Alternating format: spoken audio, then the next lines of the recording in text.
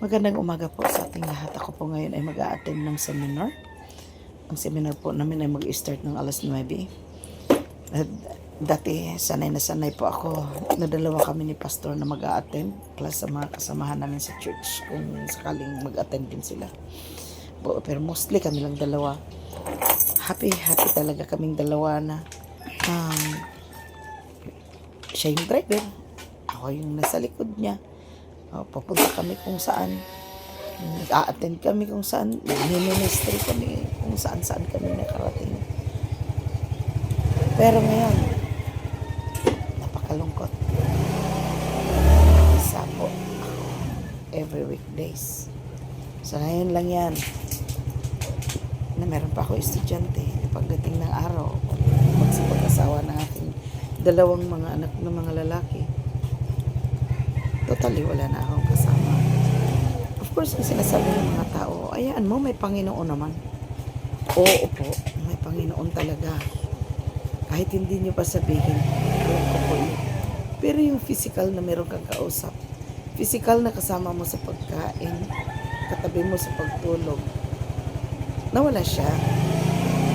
Hindi po madali. Malungkot po ako. Namimiss ko.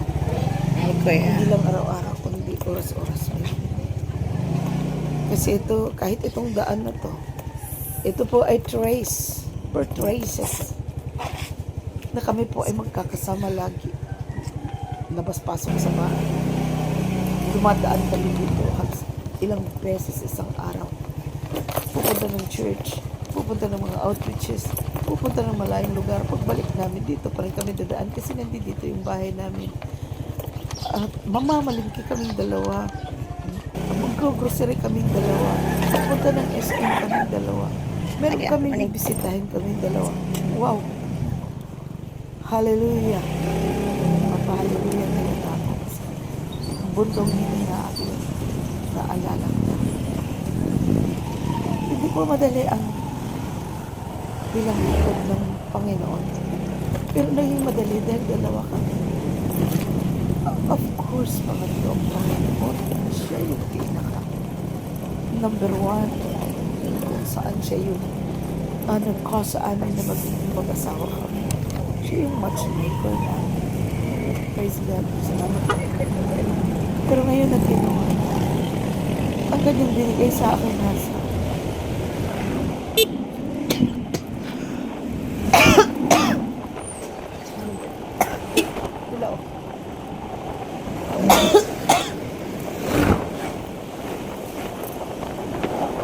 hirapan ako magulog ng ilaw. Kaya na.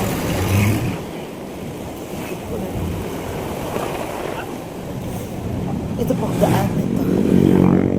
It traces. Lahat na makikita.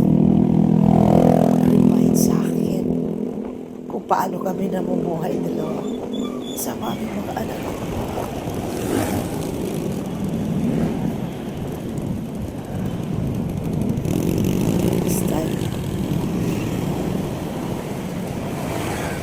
Ako na mag-isa. Mag-isa ako kaalo. Mag-isa ako kaya encourage. I-encourage. Lagi sa akin. But there are times hindi ko kaya encourage sa sarili. I keep on praying. Sabi sa akin, you pray mo. Nagpipray po ako lagi. At yan po ang 40 year ang buhay ko.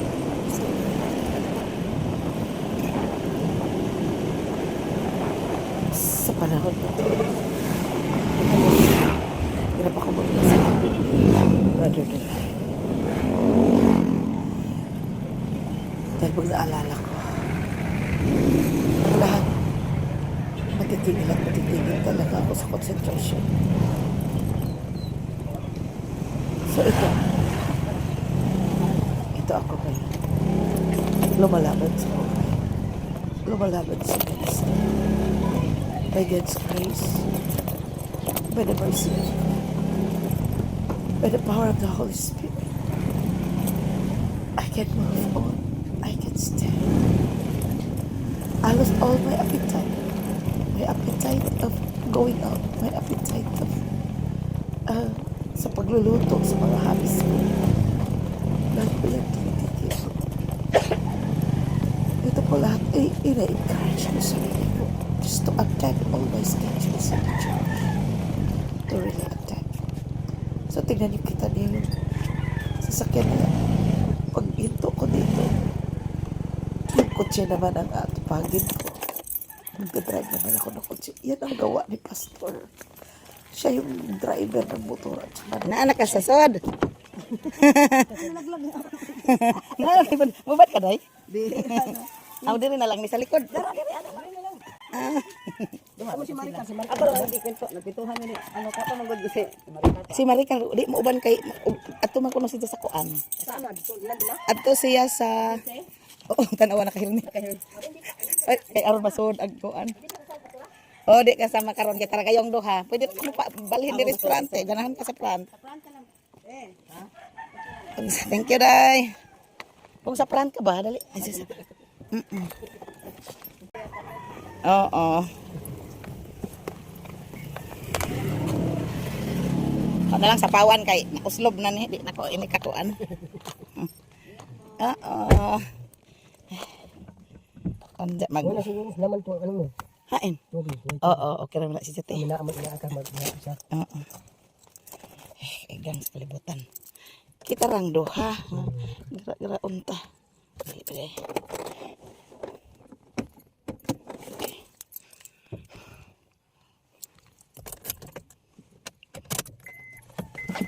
Magkuang ka tayo seatbelt.